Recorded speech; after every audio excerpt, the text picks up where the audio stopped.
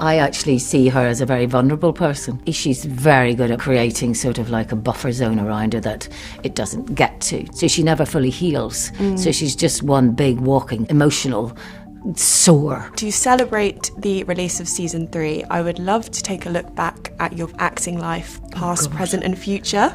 Okay, on we go. Amazing. What and where was your first role, and did you receive any memorable advice around that time that's stuck with you until now? My first professional job was a play. It was in London, and it was written by a lovely woman and a brilliant writer called Christina Reid, who sadly is no longer alive. And it was a play called Joyriders. I loved it. I was also terrified because it was my first professional job. That's where I got my equity card. When I think back to the process now, I was so naive, so raw, which was exactly what Pip Broughton wanted. I learnt a lot through that first process. We were all very young at the time. We were all at sort of like early 20s. It's always remained with me. And I was talking to younger actors about 4 or 5 weeks ago on a job.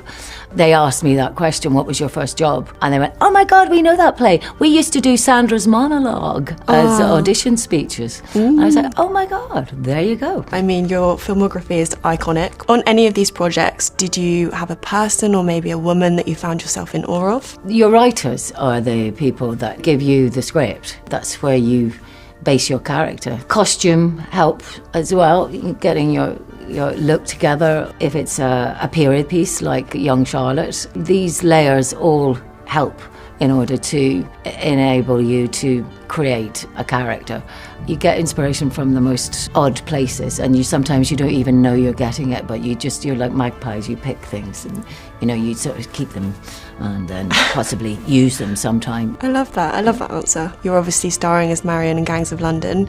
Very intense character. Would you mind sharing a little bit about what it's like to play her? I don't find her intimidating, do you know what I mean? So I actually see her as a very vulnerable person, somebody who is incredibly insecure, but she's very good at masking it and creating sort of like a buffer zone around her that it doesn't get to, do you know what I mean? And I think that's also a vulnerability for her as well, because she does take things incredibly personally. Deaths of family or friends or whatever, or betrayals. Instead of sort of like allowing the full grieving process to happen, she stops it, she cuts it off. So she never fully heals. So she's just one big walking, emotional sore, walking around that never gets the chance to get healed. And that's, I think, a weakness for Marion, even though she disguises it as a strength. It's very real, though. You obviously talk about being a bit of a magpie. Did you pull any sources of inspiration for your character this season in particular? The foundations are already there, but you spend a lot of time talking with other actors and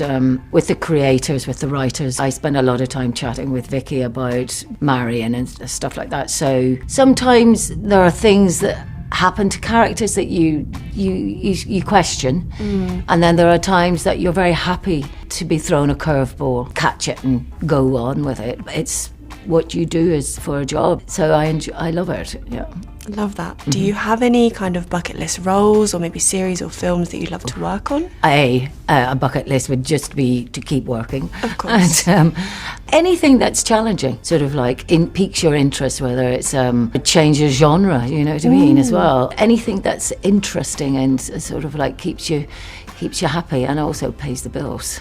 Of course. Sometimes you're able to do stuff that you love because you've done something that you haven't loved as much, but has enabled the jobs that pay nothing. They're more passion jobs, really, like theatre or something very small and low budget. Amazing. Well, that's all my questions. Thank you so much, and congratulations on the release of season 3. Thank you. That's very kind. Thank you. He was your mistake. Fix this.